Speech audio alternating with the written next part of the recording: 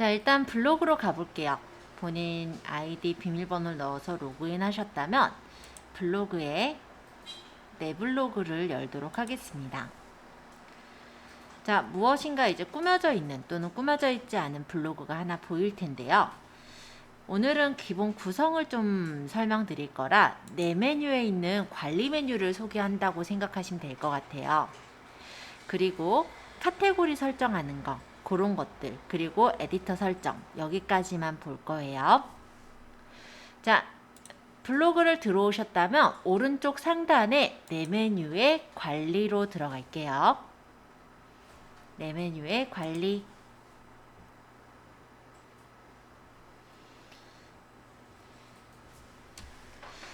자, 일단 블로그 주소는요, 기본적으로 블로그.naver.com 뒤에 슬러시가 붙고요.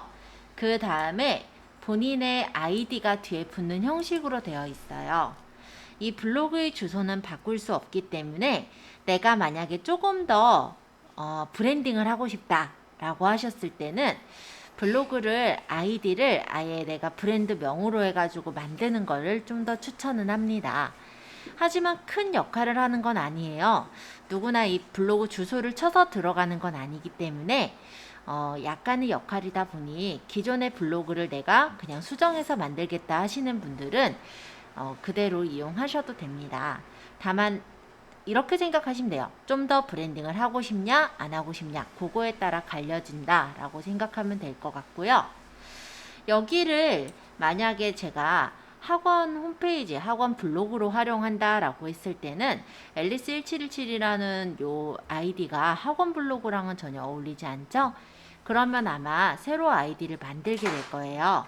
그럼 이제 아마 한일컴이라고 아이디를 만들거나 해서 만들면 블로그 네이버.com 한일컴 요러니까 좀 있어 보이죠? 좀 브랜딩이 돼 보이죠? 그런 정도의 역할을 한다 보시면 돼요. 근데 기존에 내가 운영을 하고 있는 블로그가 있는데 고작 이 블로그 주소가 다르다는 이름으로 다르다는 그것 때문에 아이디를 새로 만들어서 새로 운영을 하겠다. 그건 쉽지가 않잖아요. 그런 경우는 그냥 이용을 하시고 신생 브랜드를 만들고 있다 라고 하실 때는 뭐 어차피 블로그에 글을 몇 개 적은 게 없다라면은 새로 블로그를 만드는 것도 나쁘지는 않겠다. 요 정도로 이해를 해주세요. 자, 이번엔 블로그명에 대해서 소개를 해드려 볼 건데요. 일반적으로 이 블로그명은 어디서 보이냐면 예를 들어서 제가 그냥 중계동 오피스텔이라고 적었는데 이 위쪽에 보면은 뭐 현디자이, 뭐 탑부동산, 모두 다 버린, 뭐 대명 누수탐지, 하늘부동산 이렇게 적혀있는 이 부분 보이세요? 요런 게 바로 블로그의 이름이라고 보시면 돼요. 그래서 누군가가 검색을 했을 때 어떤 키워드를 가지고 검색했을 때 물론 블로그 안에 있는 포스팅이 검색에서 나오긴 하지만 그것과 같이 바로 보여지는 게 바로 이 블로그 명이다 라고 볼 수가 있겠죠. 처음 블로그 이름은 어떻게 되어 있냐면 본인 아이디 뒤에 님의 블로그 이렇게 되어 있을 거예요. 그래서 만약 내가 포스팅만 하고 꾸미질 않았다면 되게 배기 싫은 그런 형태가 돼요. 아니면은 어떻게 보면 전문성이 없어 보이는 그런 부분이 되기 때문에 내가 만약 어떤 사업체를 운영하고 있거나 아니면 어떤 리뷰에 관련된 블로그를 운영하고 있다면 적어도 블로그의 이름 정도는 바꿔주시는 게 좋지 않을까 합니다. 그래서 블로그 이름은 가급적이면 블로그의 성격을 알 수 있게 적어주시는 게 좋을 것 같아요. 그래서 이 부분은 언제든 바꿀 수가 있고 내가 수정하고자 하는 내가 원하는 그 블로그의 성격을 담은 이름으로 바꿀 것 이 정도로 얘기하겠습니다. 별명이라는 건 저는 엘리라고 넣었는데요. 이것도 언제든지 바꿀 수가 있어요. 내가 만약에 여기에서 어떤 블로그를 들어가서 본다라고 했을 때요. 이 안에 보면 현디자인이라고 이렇게 이름 준 이 부분이 바로 블로그의 그 이름이라고 생각하시면 되거든요. 블로그 이름이 아니라 그 애칭, 별명이라 생각하시면 돼요. 그래서 블로그랑 같이 연관되어지는 그런 별명으로 지어주시면 좋을 것 같습니다. 만약에 이렇게 적어도 되죠. 만약에 제가 학원 기관의 블로그라고 한다면 별명이 한일컴퓨터 학원 같은 기관명으로 적어도 상관이 없을 거예요. 근데 이 블로그는 제 서브 블로그로 일상 리뷰로 올리는 블로그였기 때문에 별명은 그냥 엘리라고 적었었어요. 자, 소개글입니다. 소개글은 내 블로그의 성격을 알 수 있게 적어주는 글이다 라고 생각하시면 됩니다. 그래서 이것 또한 언제든지 바꾸실 수가 있어요. 그리고 이게 적혀져서 보이는 곳은 어디 보이냐면 내 블로그에 보시면 프로필 영역이 있거든요. 이 프로필 영역에 글씨가 보여지게 되는 게 소개글이라고 보시면 됩니다. 지금 디자인에 따라 아마 카테고리는 지금 가려져 있는 상태인 것 같은데, 프로필은 제가 이따가 꺼내 볼게요.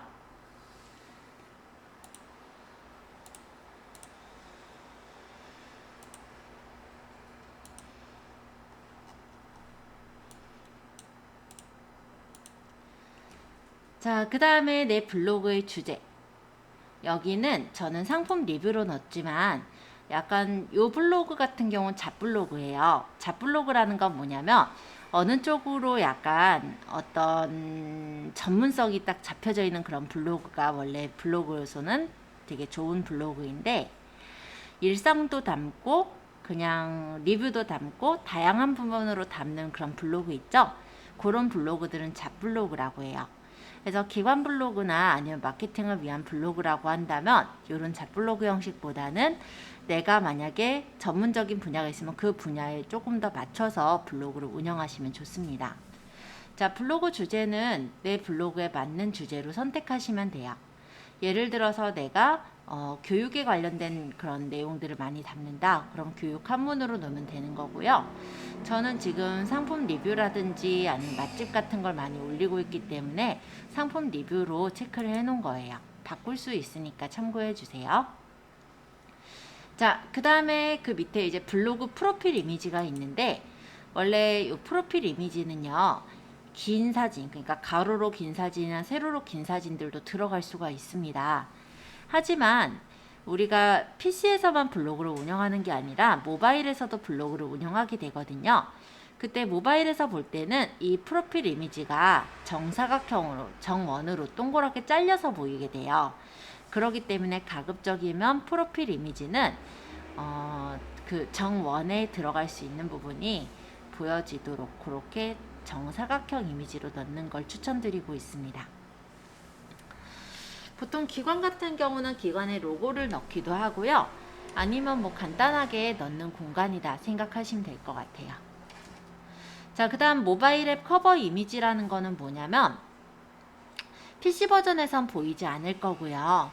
우리가 네이버에 보면은 네이버 블로그 모바일 버전이 있거든요. 그 모바일 버전의 커버 이미지라고 보시면 되세요. 그래서 이 부분에다가 사진을 넣게 되면은 PC에서는 아무런 상관이 없고요. 모바일에서는 이 이미지로 배경이 보여지게 됩니다.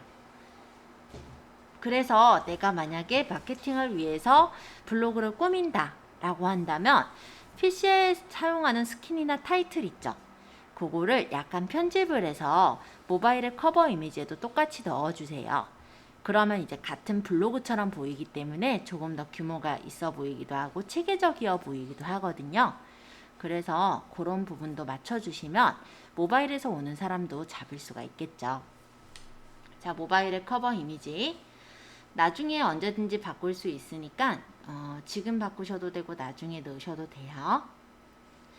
자, 사업자 확인입니다. 블로그를 상거래 목적으로 운영하는 경우 전자상거래법에 따라 사업자 정보를 표시하셔야 되는데요. 여기에서 사업자 확인은 위젯에서 설정할 수가 있어요. 그래서 위젯 직접 등록하실 때 그때 제가 사업자 확인에 대해선 조금 더 말씀드릴게요. 자, 그리고 하나, 여기 네이버 톡톡 연결이라는 게 저는 있지만 여러분들한테는 없을 수가 있거든요. 이 네이버 톡톡 연결이라는 건 무엇 때문에 생겨 있느냐면은 네이버 톡톡 관리자 센터에 제가 먼저 가입을 했기 때문에 검수를 거쳐서 그 다음날부터 나타나는 거예요. 네이버 톡톡은 어떤 거냐면 네이버에서 제공해주는 메신저 서비스 같은 게 네이버 톡톡인데요. 네이버 아이디를 갖고 있는 사람들이 이 블로그 주인장한테 질문을 할 수 있는 공간이라 생각하시면 됩니다. 그래서 예를 들어 내가 블로그 마켓을 한다든지 아니면은 뭐 내가 어쨌든 고객하고 조금 소통하거나 상담해야 되는 창구가 필요하신 경우는 뭐 꼭 카카오톡으로만 상담을 받을 필요는 없잖아요. 네이버 톡톡도 하나 더 상담 경로를 만들어 놓으시면 편하실 것 같아요. 그래서 지금 여기서 네이버 톡톡을 하나 좀 우리가 가입을 해 놓으면 그 다음부터는 이 네이버 톡톡 연결이 뜰 거거든요. 그래서 가입을 한번 하고 들어가 볼게요.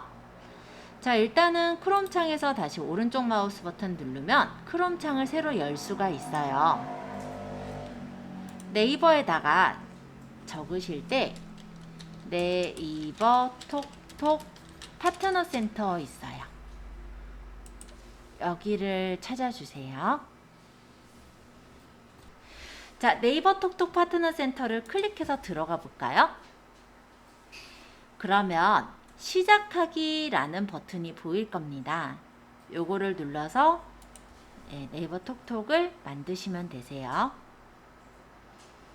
혹시 저처럼 휴대폰 번호, 인증번호 전송하라고 뜨면은 인증번호 전송해 주시면 될 것 같고요. 아이디를 만들 거니까 새로운 톡톡 계정 만들기 요거 들어가서 제작을 할 거예요. 자, 얘는 이제 닫으셔도 돼요. 새 창 띄운 거니까. 자, 그러면은 아직은 여기 연결은 뜨지 않을 텐데 내일은 이제 요 네이버 톡톡 연결이 뜰 거예요. 일단 저는 확인할게요. 자, 아직 덜 적으신 분들은 요거 내용을 조금 구성을 하셔서 확인 눌러주세요. 조금 있다가 프로필 정보서부터 또다시 설명할 거예요. 자, 이번엔 프로필 정보로 가겠습니다. 아까 내 메뉴의 관리 메뉴의 기본 설정의 프로필 정보인데요. 여기 뭐 특별하게 볼 건 없을 것 같아요. 제 이름하고 성별을 공개할 거냐 요런 정도니까. 자, 기본 에디터 설정으로 넘어가서 말씀드릴게요. 자, 기본 에디터는 기본적으로는 스마트 에디터 1 버전으로 되어 있습니다. 근데 혹시 몇몇 분들은 스마트 에디터 2.0 버전으로 맞춰져 있는 분들도 있을 수 있는데 1 버전으로 맞춰 놓으세요. 이 두 가지 에디터가 어떤 차이인지 먼저 말씀드리자면 스마트 에디터 2.0 버전 같은 경우는 옛날 블로그 형태예요. 옛날에는 블로그를 모바일보다는 PC로 많이 했었거든요. 그래서 PC 쪽에 조금 더 최적화되어 있는 그런 형태의 블로그 에디터가 스마트 에디터 2.0이라고 합니다. 스마트 에디터 2.0이 특징이 있다면요. HTML을 우리가 가져올 수가 있어요. 그러니까는 HTML을 복사해서 활용을 해야 되는 위젯 같은 걸 만들 땐 우리가 스마트 에디터 2.0을 만들 거예요. 근데 스마트 에디터 1 버전의 경우는요. 우리가 요즘은 블로그를 모바일에서도 많이 작성을 하거든요. 그리고 모바일에서 사람들이 많이 보기도 하죠. 그래서 PC랑 모바일 쪽을 조금 더 중점에서 맞춰 놓은 게 스마트 에디터 1 버전이라고 생각하시면 돼요. 그래서 일반적으로 내가 포스팅을 할 때는 스마트 에디터 1 버전으로 하게 되고요. 나중에 제가 한번 위젯 제작하는 걸 같이 해볼 거거든요. 그때 아마 2.0 버전으로 수정할 겁니다. 그래서 지금 스마트 에디터 1 버전으로 되어 있는지만 확인해 주시고 확인 버튼 누를게요. 자, 사생활 보호의 블로그 초기화. 자, 가끔 내 블로그가 해킹을 당하는 경우가 있고 또는 내 블로그가 저품질을 받는 경우가 있어요. 그렇게 만약 해킹을 당하거나 그러니까 해킹당해서 예를 들어서 네이버에서 제재를 당했다라고 한다면 아마 불법적인 어떤 목적으로 쓰였을 거거든요. 그런 경우에 블로그를 그대로 내가 만약에 내용물만 지우고 다시 쓴다라고 했을 때 다시 상위에 노출시키기가 쉽지가 않습니다. 그럼 저품질을 먹었거나 어쨌든 그렇게 네이버한테 찍힌 블로그의 경우는 초기화를 해야 될 수도 있죠. 그때 이제 블로그 초기화로 가는 거예요. 또는 내가 만약 블로그를 다른 성격으로 아예 바꾸고 싶을 때 그때 아마 초기화를 하겠죠. 자, 블로그 초기화는 아예 블로그를 지워버리는 걸 말해요. 그래서 사용하기 이전 상태로 돌아가는 게 블로그 초기화다라고 보시면 되겠습니다. 방문집계 보호 설정. 일단 요거는 저희랑 크게 상관은 없는데요. 성별이나 연령별 방문자 통계에 나의 방문이 집계되도록 한다라는 거예요. 그러니까 내 블로그에 해당되는 게 아니라 내가 만약에 다른 사람 블로그로 놀러 갔다라고 했을 때 저는 보통 30대 여자니까 30대 여자가 방문했다. 요런 정도로 찍힌다라는 거예요. 그래서 크게 상관은 없고 그런 그 내용이다. 그렇게만 보시면 돼요. 자, 콘텐츠 공유 설정. 여기서 CCL이라는 거는 뭐냐면 저작물에 대한 것을 우리가 공유를 해줄 거냐 말 거냐 이런 의미로 보시면 됩니다. CCL에서 만약에 CCL을 사용을 안 한다라고 하는 거는 블로그 글은 일반적으로 개인의 저작물이에요. 그래서 나의 저작물을 딴 사람이 퍼가지 못하게 할 거야 라는 게 바로 CCL을 사용 안 하는 경우고요. CCL을 하는 경우는 영리적인 목적 또는 비영리적인 목적으로 내 게시글을 퍼서 쓸 수 있게 할 거야 라는 게 CCL 설정이라 보시면 되세요. 자, 자동 출처 사용 설정. 요거 같은 경우는 사용 설정 시 내 본문글을 복사해서 붙여넣은 글이 11자 이상일 때 내 글의 출처 정보가 자동으로 남게 되는 게 자동 출처 사용 설정이에요.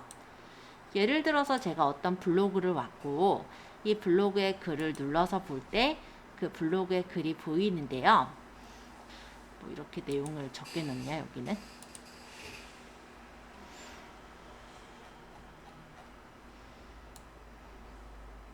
뭐 예를 들어서 제가 여기 글을 드래그를 하려고 했더니 드래그가 안 되네요. 근데 만약 드래그를 해서 되는 데였다고 쳐요. 그럼 복사를 해서 쓸 때 출처 정보가 뜨게 할 거냐 라는 게 바로 이 부분이라고 보시면 돼요. 잠깐만요. 그렇기 때문에 일반적으로 우리가 어떤 블로그에 들어가서 드래그를 해서 긁어내려고 해도 내용을 못 긁어오는 경우들이 많습니다. 사용 안 하면 해야 돼요? 아니요. 사용하는 게 내 블로그에 어떤 컨텐츠를 지킬 땐 도움이 되겠죠. 근데 그게 만능은 아니에요. 지금 얘를 드래그를 못하고 있잖아요. 혹시 크롬 창에서라면 F12번이 개발자 모드예요. F12번을 누르면 이런 메뉴가 뜨고 여기서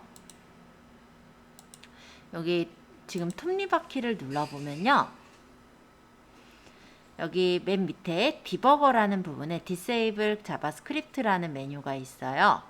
요걸 체크를 하면은 그때는 이제 드래그가 됩니다. 그래서 퍼가려면 다 퍼가요. 못할 게 뭐 있어요. 근데 모르는 사람은 못 퍼가잖아요. 그죠? 그러니까 일반적으로는 저게 체크가 되어 있는 게 맞고요. 제가 메모장에다가 한번 복사해서 붙여볼게요. 네.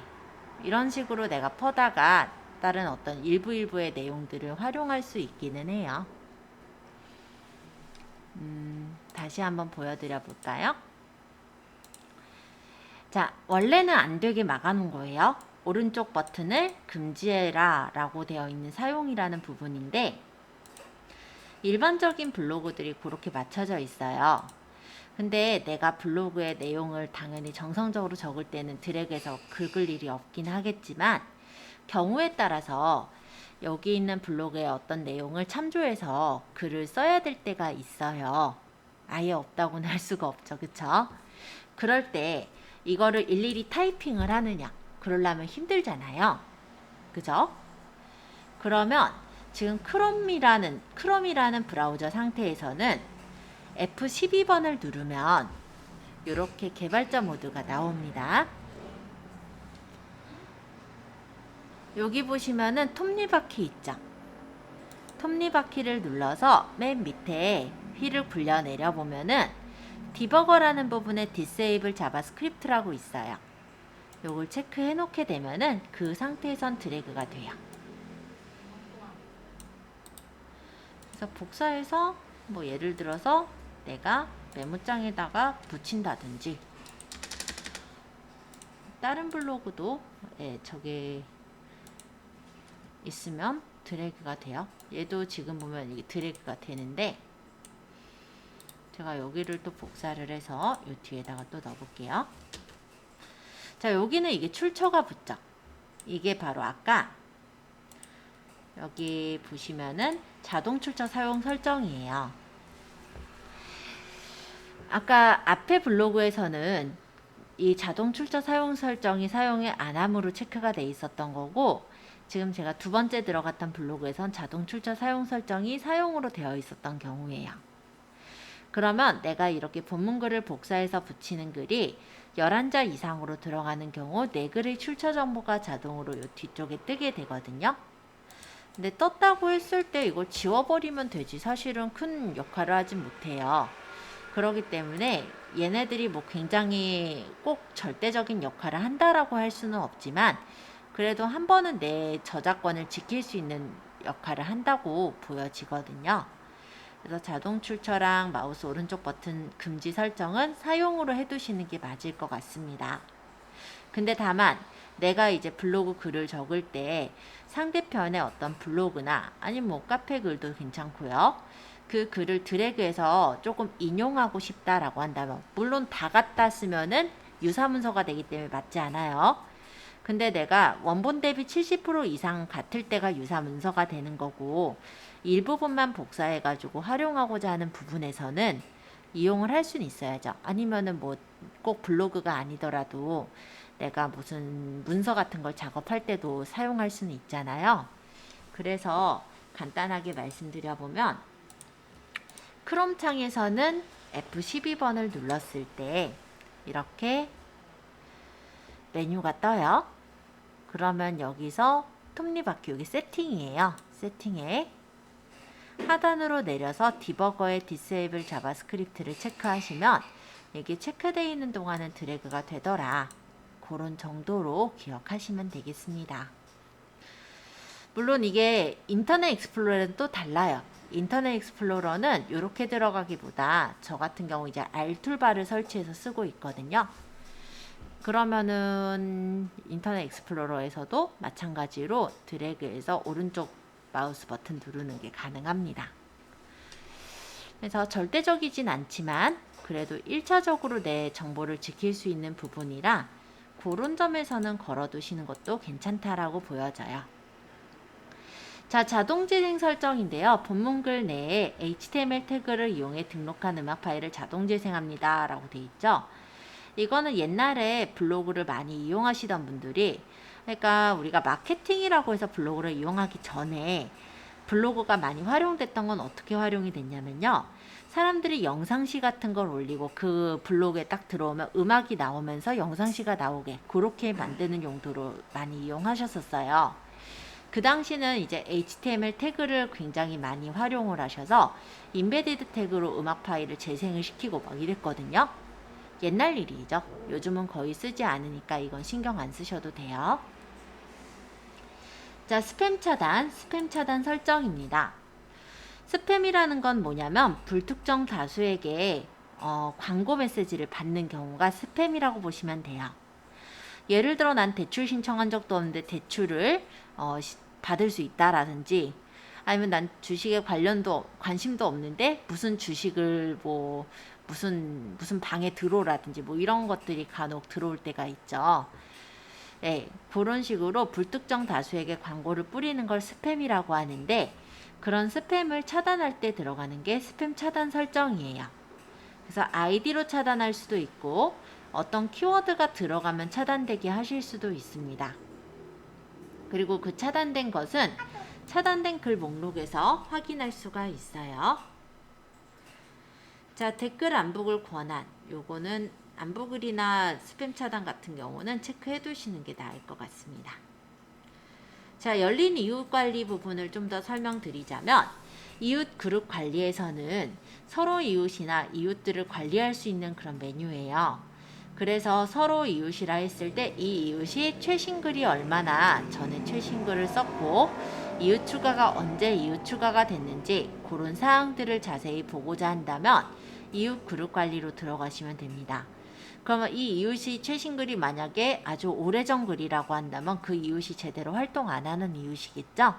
그런 거 확인하실 때 이런 이웃 그룹 관리로 가셔서 이웃을 뭐 삭제하거나 할 수가 있는 거고, 나를 추가한 이웃은 다른 데서 이제 나를 추가해서 들어간 이웃들인 거예요.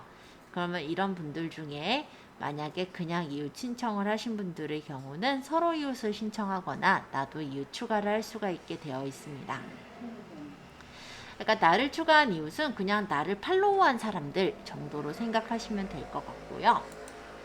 서로 이웃 맺기. 여기는 뭐냐면 서로 이웃이라고 해서 서로 이제 서이추라고 해서 서로 간에 이제 이웃 관계를 맺어서 서로 그 블로그에 왔다 갔다 하면서 공감이나 댓글을 눌러줄 수 있는 그런 품앗이 분들이 서로 이웃이라고도 할 수 있겠는데요. 나중에 서로 이웃을 우리가 한번 신청하러 들어가 볼 거라서 그때 조금 더 자세히 설명은 드릴게요.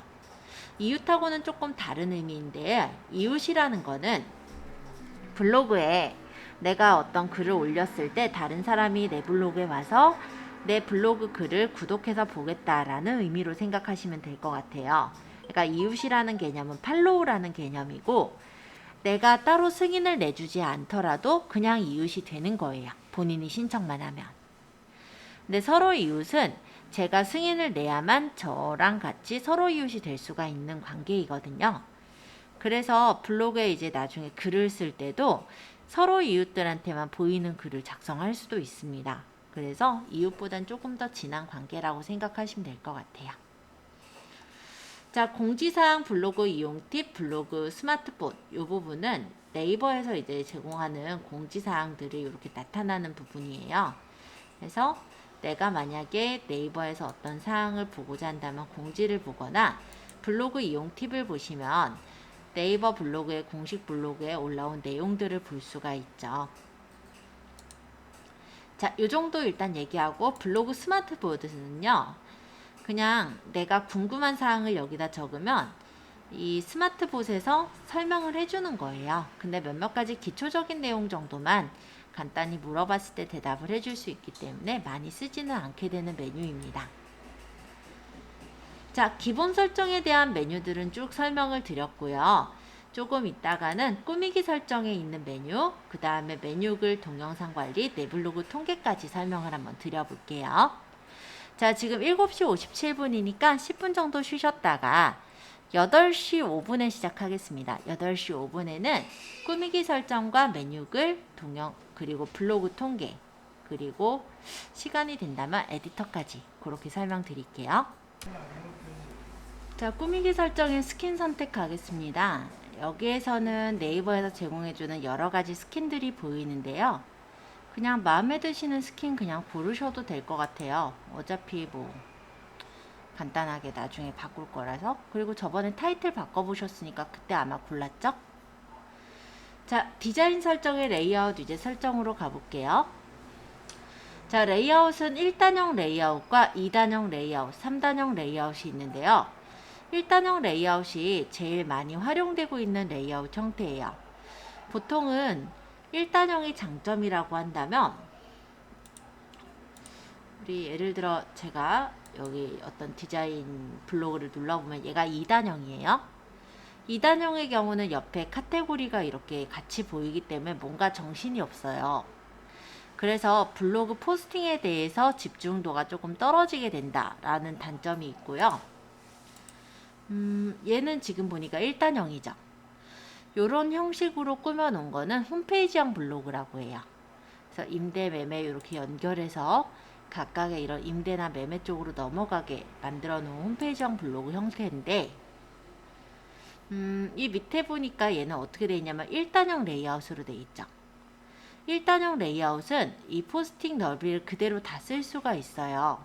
아까 2단형하고 비교를 해보자면 얘가 2단형, 얘가 1단형이거든요. 1단형은 전체적으로 넓게 쓰여지기 때문에 포스팅이 굉장히 넓고 커 보여요. 실질적으로 이만큼의 여백이 안 들어가니까 더 넓어 보이기도 하죠. 그리고 여기서는 2단형 같은 경우는 이렇게 카테고리가 옆에 들어가다 보니까 정신이 일단은 산만하고 좀 분산된 느낌이 있다면, 1단형은 포스팅에 집중을 하기가 좋습니다. 기본적으로 카테고리는 위에나 밑으로 내려가 있기 때문에 포스팅을 보는 동안에는 카테고리를 집중해서 볼 필요가 없어서 그런 점에서는 좀 깔끔하게 활용할 수가 있죠. 자, 그리고 포스팅의 위치도 1단형 같은 경우 가운데로 배치가 된다면 2단형은 아무래도 옆에 이렇게 카테고리가 있다 보니 옆으로 좀 쏠려서 보인다라는 게 단점이라고 할 수 있을 것 같아요. 하지만 1단형, 2단형 둘 다 많이 활용되는 레이아웃인데요. 2단형 같은 경우는 원래의 블로그가 항상 2단형 블로그였기 때문에 사람들이 좀 익숙하게 보여지는 게 2단형 레이아웃이라 이런 형식을 선호하시는 분들도 있고, 1단형 레이아웃 같은 경우는 아까 말씀드렸던 그런 장점들이 있기 때문에 보통은 마케팅용으로 블로그를 활용하시는 분들은 1단형 레이아웃을 많이 쓰고 있어요. 또한 아까 보여드렸던 이런 홈페이지형 블로그 형식 있죠. 아까 여기였던가요? 홈페이지형 블로그 형식은 위젯이라는 걸 활용하게 되는데요. 위젯은 보통 이렇게 위쪽으로 배치를 하게 돼요. 그렇기 때문에 보통 홈페이지형 블로그로 제작을 하시겠다 하시는 분들의 경우는 1단형 레이아웃을 많이 선택하고 있어요.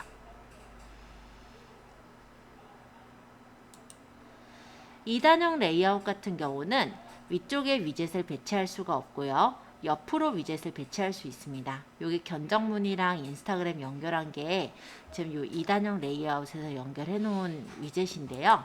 클릭하면 이렇게 다른 사이트로 넘어가지게 연결되어 있죠. 이런 게 위젯인데 위젯의 위치가 2단형은 이렇게 옆으로 들어갈 수 있고 1단형은 위쪽으로 또는 아래쪽으로 들어간다 생각하시면 되겠어요. 3단형은 제발 하지 않으셨으면 하는 디자인이 3단형인데요. 양쪽에 카테고리만한 공간들이 차지를 하고 있다 보니 포스팅 자체가 굉장히 좁아 보입니다. 그리고 산만해요. 그래서 보통은 1단형을 추천드리고요. 근데 나는 1단형보다 2단형이 예쁘겠다 라고 생각하시는 분들은 2단형까지는 괜찮을 것 같아요. 근데 3단형은 쓰지 마세요. 저는 1단형을 좀 더 추천합니다. 자, 레이아웃은 전체 정렬은 중앙으로, 글 영역은 넓게로 두시고 기본 메뉴는 국문이든 영문이든 상관이 없어요. 여기서 기본 메뉴가 뭐냐면 프롤로그 블로그가 영어로 보이느냐 한글로 보이느냐의 차이지 얘가 뭐 영어 블로그로 적느냐 이런 거랑은 전혀 상관이 없거든요. 그래서 그냥 편하게 선택하시면 될 것 같고요. 메뉴 사용 설정에 우리 타이틀 저번에 활용했었죠? 이건 그대로 체크해 둔 채로 두도록 합니다. 자, 아래쪽에 보시면요. 위젯 사용 설정이라는 메뉴에 아까 얘기 드렸던 사업자 정보가 있어요. 블로그는 기본적으로 상거래 목적으로 운영을 한다면 전자상거래 등에서의 소비자 보호에 관한 법률에 따라 블로그 홈에 사업자 정보를 적어주셔야 됩니다. 그래서 에디트를 눌러보면 이런 식으로 사업자 정보를 적어서 확인한다면 사업자에 대한 정보가 블로그에 뜨게 되는 거예요. 근데 보통 이렇게 해서 적어서 띄우는 경우라고 했을 때는 보통 이제 쇼핑몰이나 아니면 중개업 이런 데서 좀 많이 활용을 하고 있는데요. 그런 경우들은 사업자 정보가 떠 있는 것 자체가 어떻게 보면은 고객한테 신뢰성을 줄 수 있는 부분이기 때문에 위젯에서는 사업자를 켜놓는 게 조금 더 유리할 것 같고요. 저같이 그냥 리뷰를 올리는 그런 블로거의 경우는 사업자 정보를 꺼놓는 게 맞을 것 같죠? 그래서 위젯은 그런 정도로만 생각하시면 될 것 같고, 밑에 보면은 위젯이 몇 가지가 더 있는데 시계나 날씨, 환율, 명언 등의 다양한 위젯들 중에 마음에 드는 거 몇 개만 한두 개 정도만 체크를 해볼게요. 이따가 요거는 에디터에서 한번 확인해 보려고요. 위젯은 나중에 직접 등록할 수도 있습니다. 요거는 이제 나중에 등록해 볼게요. 자, 여기까지 보셨으면은 적용 한번 누르시고 어떻게 적용됐는지 가볍게 보셔도 좋을 것 같아요. 자, 꾸미기 설정의 레이아웃 위젯 설정 설명드렸고요. 이제 세부 레이아웃을 설명을 드릴 거예요. 세부 디자인 설정에서는 스킨의 모양이나 타이틀의 모양 등 간단한 어떤 형태들을 바꿀 수가 있습니다. 자, 일단 스킨 배경은 타이틀하고는 좀 다른 의미인데요. 이 바깥쪽까지 모두 다 채운 게 스킨이라고 보시면 돼요. 그러니까 간단하게 말한 배경 그림, 배경색 이런 게 스킨이라고 보시면 되겠습니다. 스킨은 내가 직접 등록해서 나중에는 집어넣을 수도 있으니까 참고해 주시고요. 지금은 그냥 흰색이 제일 깔끔해요. 컬러 흰색으로 놓을게요. 그래야 더 넓어 보이기도 하고. 자, 타이틀은 저번에 아마 집어넣어 보셨죠? 가로가 966, 세로는 50에서부터 300까지, 600까지 만들 수가 있었습니다. 그래서 스킨의 타이틀을 내가 어느 정도 사이즈를 할 것인지 제작해서 넣으시면은 이 위치에 타이틀이 들어가고요. 네이버 메뉴라는 거는 이 위쪽에 보시면 블로그, 뭐 내 메뉴, 엘리 뭐 이렇게 적혀 있는 이 부분이 네이버 메뉴예요. 그래서 블로그 디자인하는 것에 맞춰서 테마에 맞는 메뉴를 선택할 수가 있고요. 블로그 메뉴라고 한다면 프롤로그, 블로그, 맛집 이야기 적혀있는 이 줄이 바로 블로그 메뉴인데 여기서도 마찬가지로 내가 원하는 형식을 그냥 선택해서 결정할 수가 있습니다. 기본색과 강조색을 어떻게 줄지 또한 내가 원하는 색깔로 설정 가능하니까 참고해 주시고요. 자, 전체 박스 요거는 제가 추천을 드리진 않습니다. 왜냐면 우리가 흰색으로 요 모양을 만드는 이유 자체도요, 블로그의 포스팅이 되게 커 보이도록, 큼지막해 보이도록 하기 위한 부분인데 박스를 주면 되게 한계가 잡혀 보여요. 그래서 추천드리고 있진 않아요. 자, 구성 박스는 카테고리 박스입니다. 이따 카테고리도 설정을 해보긴 할 건데 이쪽에 있는 이 메뉴가 카테고리 박스라고 보시면 돼요. 그래서 스타일을 어떻게 주느냐 이런 것들을 선택해서 설정할 수가 있고요. 그룹 박스는 그룹끼리 묶는 걸 그룹 박스라고 해요. 배기 싫어서 저는 사용 안 하고 있습니다. 자, 글 댓글 스타일 이거는 뭐냐면 내가 이제 블로그에다 글을 남길 때 스타일들이에요. 그래서 글 제목은 어떤 색깔로 하고 댓글은 어떻게 하고 이런 것들을 맞추는 게 글 댓글 스타일. 프로필은 프로필 영역이 나오는 건데요. 저는 아까 고른 스킨이 프로필 얼굴이 보이지 않는 스킨이었던 것 같아요. 그러면 프로필에서는 프로필 이미지가 표시되게 하겠다라고 한다면 이미지가 이렇게 나타나기도 합니다. 그리고 프로필의 디자인도 내가 원하는 대로 수정이 가능하세요. RSS 블로그 로고라는 거는 RSS를 가져다 쓰시는 분들이 볼 수가 있는데 간단하게 말하면 이런 거예요. 내 블로그의 어떤 정보를 어떤 사람이 구독해서 내 블로그의 어떤 정보의 내용이 바뀌면 언제든 볼 수 있도록 연결시켜 주는 걸 RSS라고 합니다. 많이 쓰진 않으니까 이 정도만 얘기하고요. 저희 책에도 RSS에 대한 설명이 나와 있어요. 제일 거의 끝부분쯤에 나와 있는데 RSS에 대한 설명은 지금 235페이지에 RSS 피둘리라고 해서 나와 있을 거예요. 참고해 주시면 될 것 같습니다. 자, 위젯. 위젯은 기존에 제작이 되어 있는 위젯의 경우는 여기서 디자인을 고를 수가 있어요. 해 모양이 나을지 시계 모양이 나을지 그냥 내가 이렇게 날씨의 모양을 보면서 블로그랑 어울리는 형태를 맞출 수가 있고 날씨만이 아니라 아까 제가 시계도 골라왔거든요. 시계의 모양도 이렇게 바꿔서 설정이 가능합니다.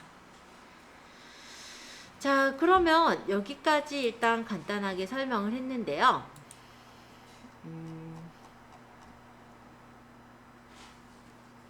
다시 이제 내 메뉴의 관리에서 좀 더 설명해 볼게요.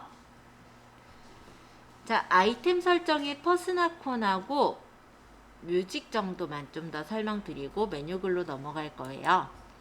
자, 퍼스나콘이라는 건 뭐냐면 내 그 애칭 옆에 붙는 어떤 조그만 그림을 퍼스나콘이라고 해요.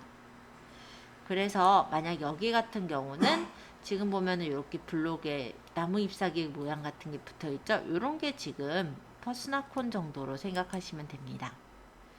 그래서 퍼스나콘은요, 뭐 별다른 건 아니고 간단하게 말하면 블로그의 어떤 느낌을 좀 같이 도와줄 수 있는 도구다라고 생각하면 될 것 같습니다. 자, 퍼스나콘을 활용하실 때는 무료 퍼스나콘 전체 보기라는 데를 누르시면 여러 가지 퍼스나콘들이 보여요. 여기서 마음에 드는 퍼스나콘을 선택하시고 블로그에 담으면 해당 퍼스나콘이 블로그에 담겨지게 되고요. 대표로 설정해 놓으면은 퍼스나콘의 모양이 바뀌어서 내 블로그에 적용돼서 보여지게 되겠죠. 자, 지금 보시면 이렇게 퍼스나콘의 모양이 바뀌어진 걸 확인할 수 있죠.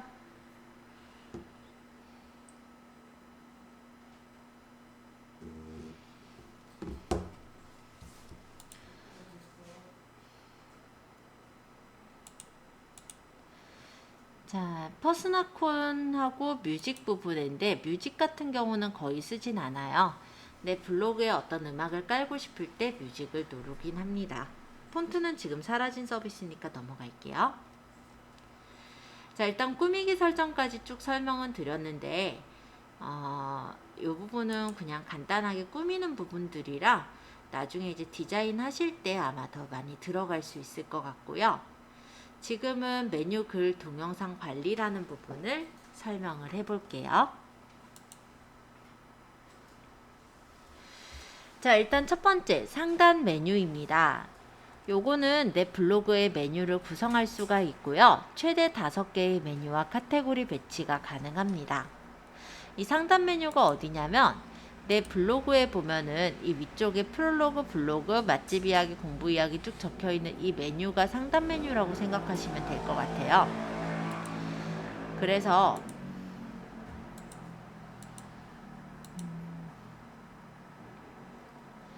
여기에 이제 프롤로그가 뜨게 할 거냐, 블로그가 뜨게 할 거냐, 지도가 뜨게 할 거냐, 뭐 이런 식으로 선택을 해서 넣을 수 있는 메뉴가 상단 메뉴라고 보시면 돼요. 자, 일반적으로는 블로그 사용이 필수로 되어 있고 대표 메뉴로 체크가 되어 있어요. 그렇기 때문에 블로그를 들어가면은 해당 블로그가 보여지는데요.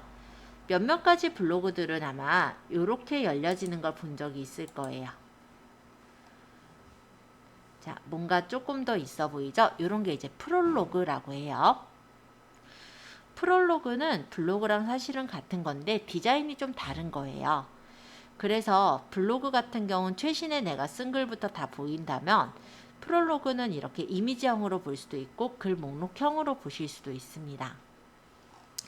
그래서 처음부터 프롤로그를 대표로 놓게 되면은 뭔가 되게 블로그의 내용이 썰렁해 보이기 때문에 초반에는 블로그로 꾸며 두셨다가 나중에 이제 어느 정도 포스팅이 쌓이면 프롤로그로 바꾸시는 부분이 좋을 것 같습니다.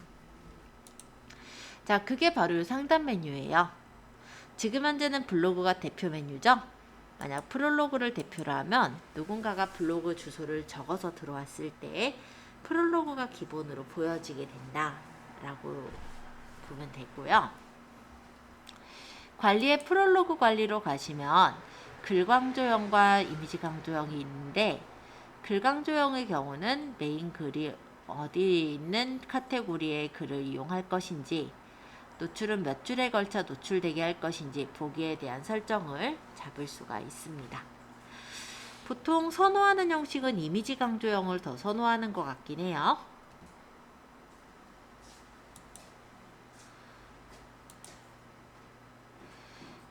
자, 그리고 상단 메뉴 밑에 보시면 상단 메뉴 지정이라는 메뉴가 있는데 여기는 블로그의 카테고리를 상단 메뉴에 배치해서 방문자들이 더 쉽게 찾아볼 수 있도록 해주는 거예요. 그래서 블로그의 카테고리는 최대 4개까지 선택할 수가 있는데 현재는 블로그의 카테고리를 만들어 둔 게 없다 보니까 이쪽에 연결하기가 조금 힘들죠? 자, 이게 없을 때는 어떻게 돼 있냐면요. 내 블로그에 갔을 때 프롤로그랑 블로그 이런 메뉴만 보여요. 근데 프롤로그 상태에서는 블로그랑은 달리 카테고리가 안 보이거든요. 블로그에서는 카테고리라는 메뉴가 보여지는데 아까 제가 잠시 바꿔서 보여드렸던 프롤로그에는 카테고리 메뉴 자체가 안 보이도록 되어 있어요. 그렇다면 만약 이렇게 되어 있을 때 이 상단에 메뉴가 뜬다면 그 메뉴를 누를 수가 있겠죠? 그게 상단 메뉴라고 생각하시면 됩니다. 블로그에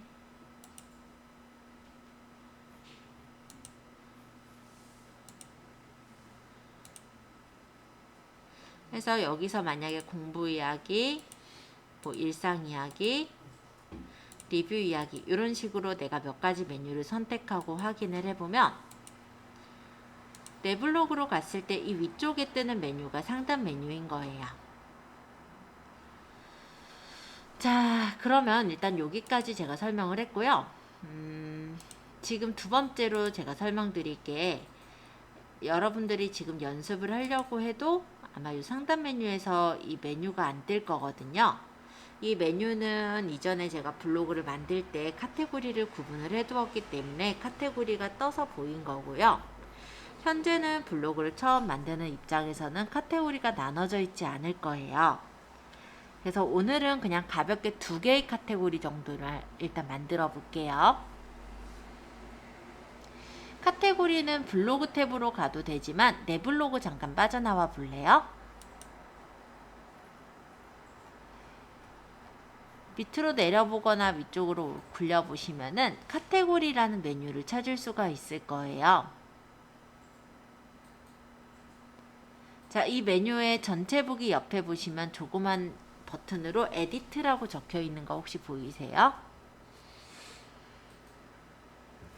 이 에디트를 눌렀을 때 카테고리를 내 맘대로 설정할 수가 있습니다.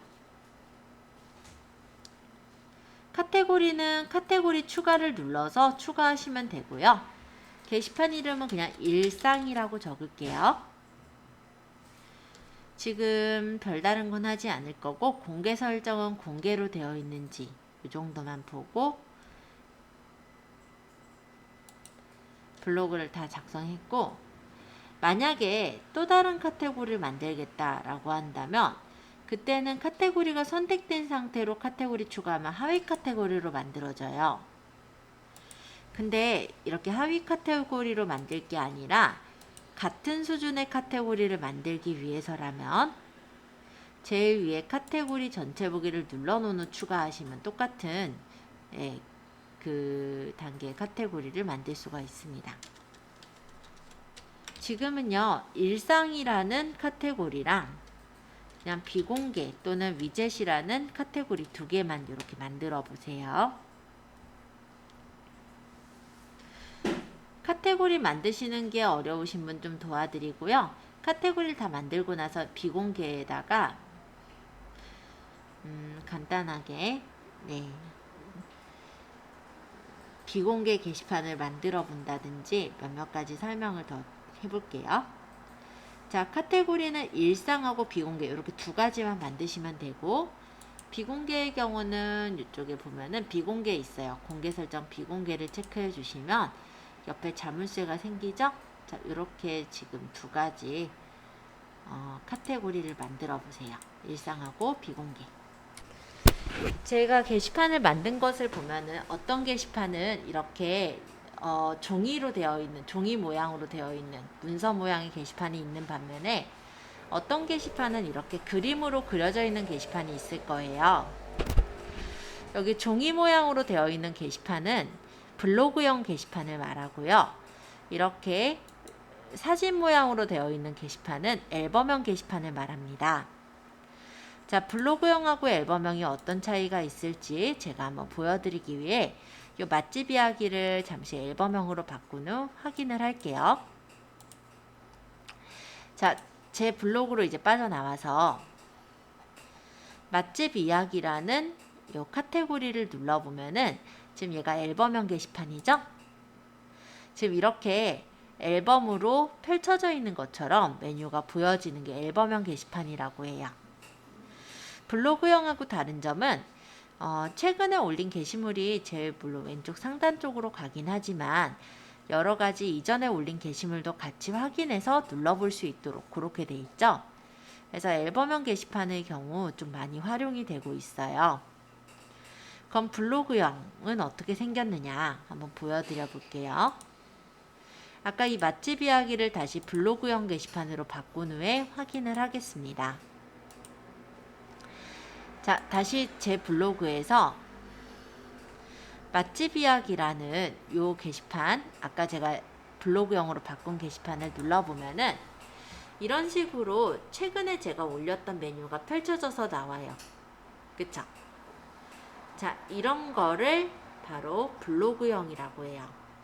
자, 블로그형이 좋은 점은 어떤 게 좋으냐면 글이 많지 않아도 일단은 꽉 차 보인다는 거, 그런 게 좀 좋은 점인 것 같아요. 자, 제가 카테고리 있는 것 중에 엘리 서재라는 부분에는 지금 눌러보시면 블로그형으로 되어 있죠. 만약에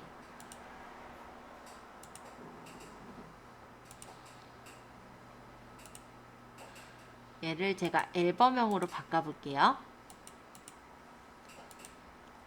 그리고 제 블로그에서 다시 LA 서재라고 되어 있는 부분을 눌러보겠습니다. 자, 어때요? 아까 블로그형으로 되어 있을 때는 제일 끝에 올렸던 그 포스팅이 다 펼쳐져서 보였기 때문에 내용이 그리 작아 보이거나 하지 않았어요. 근데 앨범형으로 바꾸니까 이 LA 서재라는 카테고리엔 3개의 글밖에 없다 보니까 되게 없어 보여요. 그쵸? 그래서 초반에 내가 블로그를 작성할 때는 블로그형이 유리합니다. 왜냐면은 내용이 많지 않은데 글을 그래도 다 펼쳐서 보여주기 때문에 그렇게 적다란 생각이 안 들거든요. 근데 나중에 막 올리시다 보면은 내가 원하는 게시물을 바로 볼 수 있게 만들고 싶죠? 그럴 땐 이제 앨범형으로 바꾸는 거예요. 아까도 보면은 여기 같은 경우도 잠깐만요. 여기였나요? 지금 여기가 눌러보면은 이렇게 앨범형으로 되어 있는 거예요. 그러다 보니까 되게 좀 체계적이어 보이고 예뻐 보이고 그리고 내가 눌러서 보고 싶은 것부터 볼 수가 있어서 편리하죠. 이런 식으로 활용이 된 게 앨범형이다 라고 보시면 돼요. 자, 그래서 일단 블로그의 카테고리에 대해 설명을 했고요. 일단 우리 연습용으로 일상이랑 카테고리랑 비공개 카테고리 이렇게 2개만 좀 만들어 놨어요. 자, 메모 게시판. 이 메모 게시판은 안 쓰시는 걸 추천합니다. 뭐 굳이 쓸 필요가 없긴 한데요. 우리가 블로그를 생각할 때 블로그에는 나만 글을 적을 수 있다라고 생각하시는 분들이 많아요. 하지만 이 블로그에 보면은 메모 게시판이 있어서 블로그에 찾아온 사람들도 글을 남길 수 있는 게시판이라고 생각하시면 돼요. 근데 우리가 홈페이지나 블로그를 운영을 할 때 그 게시판을 내가 계속해서 들여다볼 게 아니라고 한다면 가급적이면은 이런 뭐 개인 후기를 적게 하거나 이런 부분들을 고객이 뭔가 적게 하는 게 좋지는 않을 것 같아요. 왜냐면 내가 원하는 대로 그 정성적인 글만 적혀지면 참 좋겠는데 그렇지 않고 약간의 불만 같은 게 있을 때 그런 메모장 같은 데다 많이 적을 수도 있고요. 그뿐만이 아니라 웬 스팸 같은 게 되게 많이 들어와요. 그래서 메모 게시판은 그렇게 활용하는 걸 추천드리진 않습니다. 자, 프롤로그는 아까 설명드렸던 메뉴라서 혹시 나중에 이제 블로그를 좀 많이 작성하시게 되면 프롤로그형으로 대표를 바꿔두시면 될 것 같고요. 글 배달의 블로그시 질문의 경우는 배달 중지해 놓는 게 편해요. 블로그시 질문이 왜 있냐면 네이버에서 사람들이 블로그를 한번 운영해 보겠다고 들어오셔서 이리저리 끼웃끼웃 보시다가 결론적으로는 그만두시는 분들이 많겠죠. 그래서 블로그시 질문으로 계속해서 뭔가의 질문을 주게 되면 답변을 하게 되잖아요. 그런 목적으로 있는 게 블로그시 질문이다 라고 보시면 됩니다. 그래서 굳이 배달이 왔다고 해서 답을 다 하실 필요는 없으시고요. 그냥 배달 안 받으실 거면 배달 중지하시면 돼요. 자, 글 관리의 댓글. 요건 이제 댓글들을 보시는 거고, 태그. 여기는 내가 블로그 작성하면서 어떤 태그가 몇 번 들어갔는지를 확인하는 거예요. 그래서 만약에 태그가 자주자주 들어간 거라고 한다면 조금 더 최적화가 돼서 우리가 검색했을 때 잘 나올 수가 있겠죠? 자, 글 저장이라는 부분에서는 블로그 글을 저장해서 PDF로 뽑을 수가 있어요. 예를 들어서 블로그에다 내가 일기 같은 걸 적었다 라고 한다면 해당 일기만 뽑아서 뭐 자서전을 만들 때 활용할 수도 있을 겁니다. 내 동영상을 따로 관리하는 내 동영상 관리라는 메뉴도 있어요. 그러면 내가 올렸던 블로그에 포스팅할 때 같이 올렸던 동영상의 재생수가 얼마나 되는지 또 통계 어떤 것들을 통해서 들어왔는지 이런 것들을 확인할 수가 있습니다. 자, 플러그인 연동 관리의 그린 리뷰 배너는 사실 저도 많이 안 씁니다. 요건 넘어가셔도 될 것 같고요. 애드 포스트 설정이라는 건 뭐냐면 블로그로도 우리가 수익을 얻을 수가 있어요. 그 중에 제일 손쉽게 우리가 수익을 얻을 수 있는 방법 중에 하나가 애드포스트라는 부분인데요. 네이버에서 블로그에다가 광고를 달아주고 그 광고를 누군가가 클릭하거나 열었을 때, 뭐 클릭해서 열거나 했을 때 얼마씩 적립을 해주는 그런 부분이 바로 애드포스트라고 보시면 돼요. 근데 이 애드포스트는 아무나 설정하거나 신청할 수 있는 건 아니고요. 내가 블로그를 운영한 지 일단 석 달이 지나야 돼요. 그리고 석 달이 지났을 때 월 방문객, 그러니까 1일 방문객 수라고 했을 때 100명 이상씩은 나와야 신청해서 수락이 받아집니다. 또 만약에 내가 애드포스트를 오늘이 10월 12일이잖아요. 10월 12일 날 설정을 한다, 신청을 한다라고 한다면 검토 기간은 어떻게 되냐면 바로 전달에 한 달 기간을 검토를 하게 돼요. 그래서 9월 1일부터 9월 말일까지 일 방문자가 몇 명이나 됐고 그 안에서 페이지 뷰가 얼마나 걸렸고 이런 것들을 체크를 해서 승인을 내주거나 아니면 승인을 떨어뜨리기도 합니다. 만약에 일 방문자 100명이 맞춰졌고 아까처럼 뭐 3개월 넘게 운영한 블로그의 경우라면 그렇게 어렵지 않게 애드포스트 설정이 될 거예요. 그러면 애드포스트의 광고를 어디다 달 것인지 이것만 선택해 놓으면 내가 블로그에 글을 적으면 애드포스트가 자동으로 달려져서 블로그 글 중간중간에 예를 들어 광고가 붙게 되는 게 애드포스트라고 보시면 돼요. 관리하기 잠깐 들어가 보면 이런 식으로 클릭당 얼마씩 매겨져요. 그래서 전환 가능한 금액이 얼마 이렇게 쌓이죠. 수입 전환 신청하면은 이게 이제 금액으로 들어옵니다. 이런 형식으로 들어가는 게 애드포스트예요.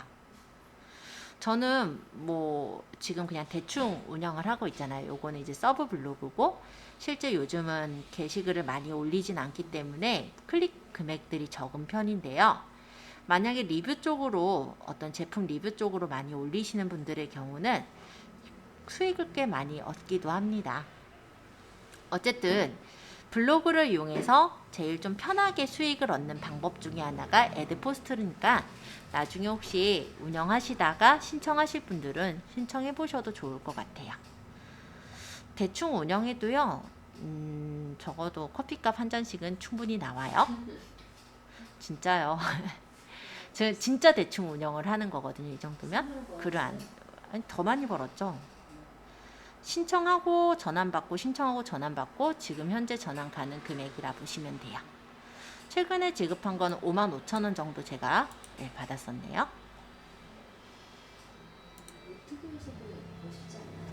예, 그거로도 가능하죠. 거긴 이제 애드센스로 벌게 되거든요. 애드포스트보다 금액이 더 비싸기도 해요. 물론 신청 절차도 조금 더 까다롭긴 하죠. 자, 이제 내 블로그 통계 부분으로 조금 더 설명을 넘어가 보도록 할게요. 자, 이거는 뭐냐면 일간 내 블로그에 방문한 사람들을 볼 수가 있는 겁니다. 오늘 아마 조회수는 150회 정도 나왔던 것 같네요. 방문 횟수랑 성별, 연령별, 분포까지도 확인할 수 있기 때문에 어떤 내가 블로그를 이제 운영할 때 제대로 운영하고 있는지에 대한 통계를 볼 수가 있어요. 예전에 좀 많이 운영할 때는 일 방문객이 좀 많았었는데 지금 현재는 제가 많이 올리고 있지 않아서 일 방문객은 좀 낮아져 있는 상태네요. 자, 조회수. 여기는 보면은 일간, 주간, 월간의 조회수를 따져볼 수가 있습니다. 그리고 순 방문자 수를 확인할 수가 있는데 조회수랑 방문자 수가 좀 다르죠? 얘는 지금 방문자 수가 147명 방문을 했다라고 되어 있고요. 조회수는 161건 이렇게 방문이 되어 있네요. 그럼 방문 횟수는 151회예요. 자, 요게 어떤 얘기가 될까요? 자, 일단 방문 횟수라고 한다면 선택된 기간 동안에 내 블로그에 방문한 횟수라고 나오고 순 방문자 수는 일단 내 블로그에 1회 이상 방문한, 즉 중복되지 않은 방문자 수를 따지는 거예요. 예를 들어 이런 경우 있죠. 내 블로그 글을 보다가 나갔다가 다시 들어와서 보는 경우. 그런 경우 이제 재방문이잖아요. 그런 건 체크가 되지 않은 순수한 방문자 수를 말한다면, 방문 횟수 같은 경우는 그것보다 좀 더 높죠? 즉 재방문을 체크를 하는 건데 30분 내외에 재방문은 가산되지 않은 수가 되겠습니다. 그리고 조회수라고 한다면은 실제 이제 선택한 기간 동안에 내 블로그를 방문한 사용자가 내 페이지를 한 페이지만 보는 사람도 있지만 그 다음 페이지를 또 눌러서 보는 사람이 있잖아요. 그 수가 따져진 게 조회수라고 보시면 돼요. 그래서 얘네들이 값이 조금씩 다르죠. 자, 일단 조회수가 많다라는 거는 내 블로그의 글을 읽고 내 블로그의 다른 포스팅 글을 또 한 번 읽은 경우, 그렇게 해서 페이지 뷰가 일어난 경우라고 생각하시면 됩니다. 평균 방문 횟수, 사람들이 방문하고 또 재방문을 얼마나 하고 있는지 그런 걸 따질 때 이제 평균 방문 횟수랑 재방문율을 따져볼 수가 있고요. 평균 사용 시간은 이 블로그의 포스팅을 읽을 때 사람들이 얼마나 시간이 걸려서 읽느냐 이런 걸 따지는 건데요. 이 평균 사용 시간이 길어지면 길어질수록 더 좋기는 해요. 왜냐면 평균 사용 시간이 짧다는 얘기는 실제 그 블로그에 볼 게 없다는 얘기도 되고요. 평균 사용 시간이 길어진다는 얘기는 반대로 그 블로그에 정보가 많아서 보고 있을 시간이 더 길어지게 된다라고 볼 수 있죠. 그래서 이 평균 사용 시간을 체류 시간이라고 사람들이 많이 얘기를 하는데, 체류 시간이 길어질수록 내 블로그에는 좋은 영향을 끼치게 됩니다. 그래서 이렇게 시간을 다 재고 있어요. 자, 사용자 분석의 유입 분석을 보시면은 사람들이 어떤 단어를 이용해서 검색을 들어왔고 어떤 사이트에서 유입이 됐는지를 확인해 볼 수가 있습니다. 그래서 지금 보니까 네이버 통합검색 모바일로 들어온 사람이 42.04% 정도 됐었고요. 뷰 검색으로 들어온 경우, PC로 들어온 경우 이런 것들이 좀 보이죠? 검색 유입 경로랑 사이트 유입도 확인해 볼 수 있어요. 주간, 월간으로 볼 수 있으니까 참고해 주시고, 시간대에 따라서도 분석을 해서 어느 시간대에 내 고객들이 많이 들어오는구나를 파악하실 수도 있습니다. 성별, 연령별로도 분포가 나와 있고 기기별 분포를 따져볼 수도 있어요. 그럼 모바일에서 사람들이 많이 봤는지 PC에서 많이 봤는지 보실 수가 있고요. 이웃 방문 현황, 이웃이 얼마나 증감했는지 이런 것들도 다 통계 정보에서 체크가 돼서 나옵니다. 또 동영상도 보면요, 조금 더 꼼꼼하게 따져주고 있는데요. 재생이나 영상 순위, 유입 경로를 이렇게 확인할 수 있도록 되어 있으니까 참고해 주세요. 자, 순위로 해서 조회수 순위를 따져보면은 10월 11일 어제자 일정으로 보면 아마 두원 리퍼브샵이 제일 조회수가 많았대요. 뭐 주제로는 상품 리뷰 조회수가 많았구나 이런 것들을 확인할 수가 있고, 공감수나 댓글수의 순위도 이렇게 같이 체크해 볼 수가 있습니다. 블로그 평균 데이터에 가면은 내가 지금 잘 운영하고 있는지, 나랑 이제 비슷한 수준의 블로거들은 어떻게 운영을 하는지, 내가 어느 정도로 조회수가 나오고 있는지를 체크해 볼 수가 있어요. 그래서 이런 부분들을 보면서 내 블로그의 통계를 확인할 수가 있습니다. 자, 블로그에 대한 간단한 관리 메뉴들을 쭉 설명드렸는데 오늘은 좀 지루하셨을 거예요. 자, 일단 시간상은 오늘 여기까지 설명할 수 있을 것 같고요. 다음 시간에는 내 메뉴의 글쓰기, 요 글쓰기 메뉴에 대해 소개를 할 거예요. 가급적이면 오늘 에디터에 대해 소개를 하려고 그랬는데 시간이 조금 모자랐던지라 다음 시간에 아마 첫 시간쯤에 에디터에 대한 설명을 할 거고요.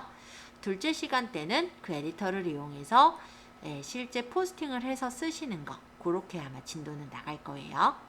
그래서 어찌됐건 간에 목요일, 즉 14일 날에는 저희 포스팅을 해봅니다. 자, 준비물이 있었어요. 이건 지우고 사진 찍어 오는 게 있었죠? 사진은 대략 한 5장에서 10장 정도 찍는다 생각하시고요. 물론 더 많이 찍으시면 좋아요. 혹시 동영상도 찍어올 수 있으시면 동영상도 찍으셔도 돼요. 사진은 무조건 필수, 동영상은 선택사항이에요. 그래서 그렇게 보시면 될 것 같고요. 일단 우리가 쓸 거는 벌써부터 딱 마케팅에 대해서 딱 잡는다라고 한다면 뭘 써야 될지 모르실 거예요. 지금도 좀 애매하실 거고, 그래서 일단 간단하게 좀 예를 들어본다면 맛집을 쓰는 것도 괜찮죠. 맛집을 쓴다라고 한다면 맛집의 전경이 필요할 거고요. 메뉴판 사진, 아니면 그 안에 이제 인테리어 분위기를 알 수 있는 사진 있죠. 얼마나 분위기가 좋은 데냐, 아니면 얼마나 어떤 분위기의 어떤 식당이냐, 이런 걸 알 수 있는 인테리어 사진들. 그리고 맛집이니까 당연히 음식이 있어야 될 거예요. 그쵸? 음식 사진 한 뭐 몇 장 준비가 되면 될 것 같고, 사진이 보면은 뭐 샤브샤브 집이라든지 이러면 보글보글 끓는 어떤 느낌도 있잖아요. 그러면은 그런 것도 살릴 수 있게 동영상을 찍어 오셔도 좋을 것 같아요. 근데 그런 메뉴가 아닐 때는 굳이 동영상을 굳이 찍지는 않으셔도 될 것 같아서 얘는 필수사항은 아니고 선택사항 정도라고 보시면 됩니다. 혹시 이건 이제 경우에 따라 다른데 운영시간 아니면 주차 정보 같은 거 있죠? 차를 가지고 다니시는 분들은 주차에 대해서도 민감할 수밖에 없거든요. 그러니까 혹시 거기가 식사를 했는데 식사할 때 주차할 공간이 있다라고 한다면 사람들이 조금 더 신경을 좀 쓰겠죠. 그래서 이런 것들이 있으시면 찍어 오시면 좋을 것 같고, 아니면은 뭐 내비두셔도 되고. 일단 이런 게 이제 맛집 포스팅에서 아마 쓰여지게 될 거라고 보시면 되고요. 두 번째로는 상품 리뷰. 뭐 간단하게 말하면 커피숍에 보면은 신제품들 생기잖아요. 이디야에도 보니까는 뭐 포스틱, 우리 감자 그 뭐죠? 감자 과자 그걸 가지고 이번에 신제품을 만들었더라고요. 그러면 그 신제품을 그냥 찍는 거예요. 사진을 몇 장 찍고, 뭐 예를 들어 감자 사진을 찍는다든지, 그렇게 해서 상품을 찍으시면 돼요. 만약 상품 사진을 찍을 수도 있을 거고, 설명서가 있다면 설명서 같은 걸 찍을 수도 있을 것 같아요. 그래서 이런 것들을 그냥 찍어주시면 되고, 작동을 하는 어떤 동작을 찍으실 거면 동영상도 괜찮습니다. 물론 동영상을 찍는다고 해서 사진을 안 찍어 오시면 안 돼요. 동영상은 필수사항은 아니다. 근데 약간 생동감을 느끼게 하거나, 아니면 예를 들어 블루투스 스피커다 그러면 소리가 들려야 되잖아요. 그런 부분에선 동영상이 있으면 좋을 것 같아요. 경우에 따라 좀 다르게 들어가는 거라. 세 번째로는 일상적인 내용들도 좋습니다. 예를 들어 요 근처에 어린이대 공원 있잖아요. 산책한 그런 거, 이런 것도 괜찮죠. 근데 사진이 너무 없으면 안 되니까 뭐 주변에 이쁜 사진 또는 어린이대 공원 정면 사진 이런 것들을 한 5장에서 뭐 많으면 한 10장 이런 정도 찍으시면 될 것 같아요. 그래서 그렇게 부담 갖지는 마시고요. 제가 꼭 뭐 마케팅에 관해서만 올려라 이러지는 않으니까 간단하게 한번 준비해 가지고 오시면 좋을 것 같습니다. 일단은 다음 시간에는 제가 에디터부터 가볍게 좀 설명드리고, 첫째 시간에 에디터를 설명했다면 둘째 시간에는 글을 적는 거, 포스팅을 할 거예요. 그래서 있어야 돼요. 이게 이제 준비물이에요. 그래서 제가 저번 주 목요일서부터 얘기를 드리고 있는 준비물이니까 준비 좀 부탁드릴게요. 다른 궁금하신 사항 혹시 있으실까요? 없으세요?